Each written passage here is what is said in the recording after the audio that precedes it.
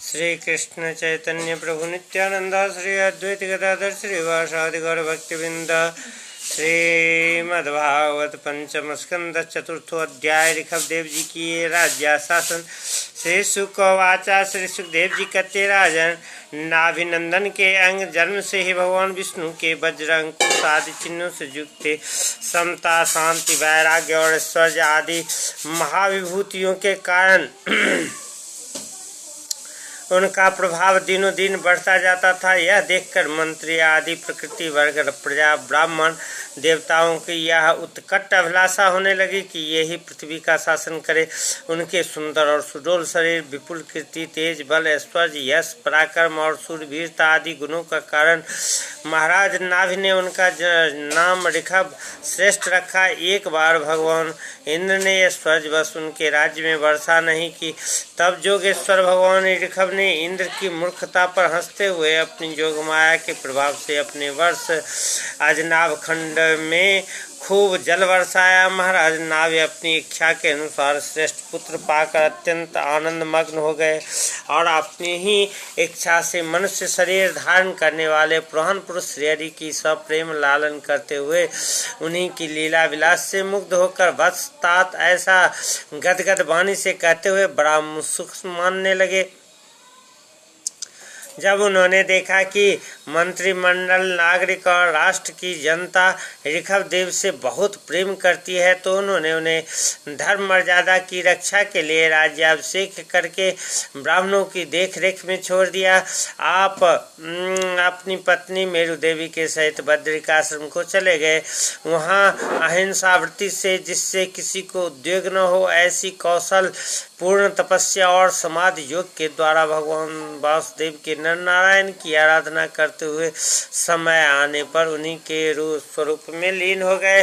पांडु नंदन राजा नाभि के विषय में यह लोकोक्ति प्रसिद्ध है। राज ऋषि नाभि के उदार कर्मों का आचरण दूसरा कौन पुरुष कर सकता है, जिनके शुद्ध कर्मों से संतुष्ट होकर साक्षात श्री हरि उनके पुत्र हो गए थे। महाराज नाभि के समान ब्राह्मण भक्त भी कौन हो सकता है, जिनकी दक्षिणादि से संतुष्ट हुए ब्राह्मणों ने अपने मंत्र बल से उन्हें यज्ञशाला में साक्षात श्री विष्णु भगवान के दर्शन करा दिए। भगवान ऋषभदेव ने अपने देश अजनाभ खंड को कर्म भूमि मानकर लोक संग्रह के लिए कुछ काल गुरुकुल में वास किया। गुरुदेव को यथोचित दक्षिणा देकर गृहस्थ में प्रवेश करने के लिए उनकी आज्ञा ली। फिर लोगों के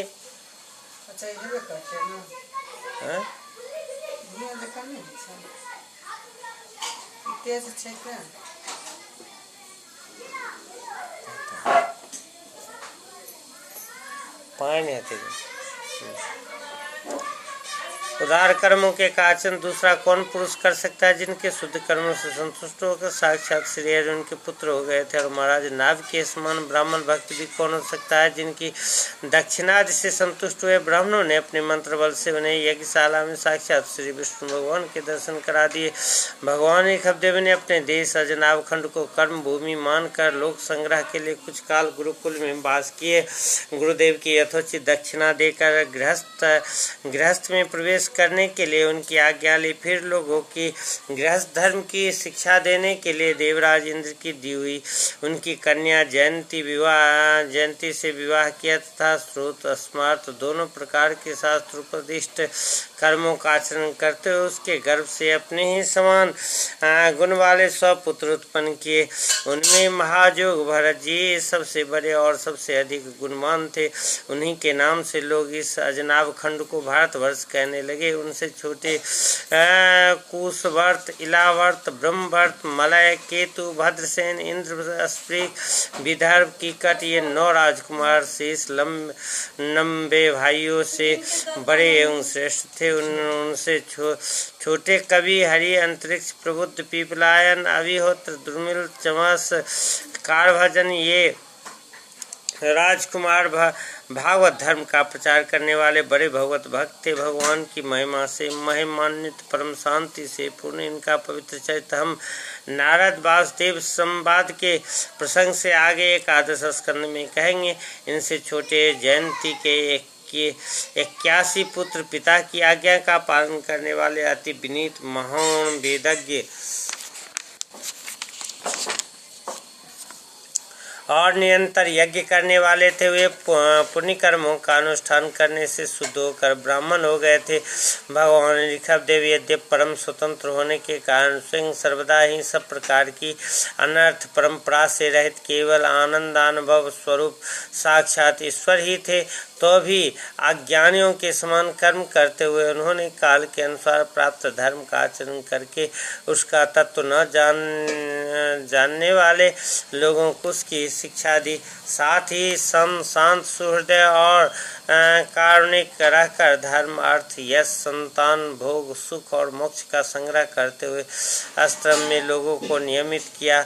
महापुरुष जैसा जैसा आचरण करते हैं दूसरे लोग उसी का अनुकरण करने लगते हैं। यद्यपि वे सभी धर्मों के सार रूप वेद के गूढ़ रहस्य को जानते थे, तो भी ब्राह्मणों की बतलाई हुई विधि से साम दान आदि नीति के अनुसार ही जनता का पालन करते थे। उन्होंने शास्त्र और ब्राह्मणों के उपदेशानुसार भिन्न भिन्न देवताओं के उद्देश्य से द्रव्य, देश, काल, आयु, श्रद्धा और ऋतुज आदि से सुसंपन्न सभी प्रकार के 100 यज्ञ किए।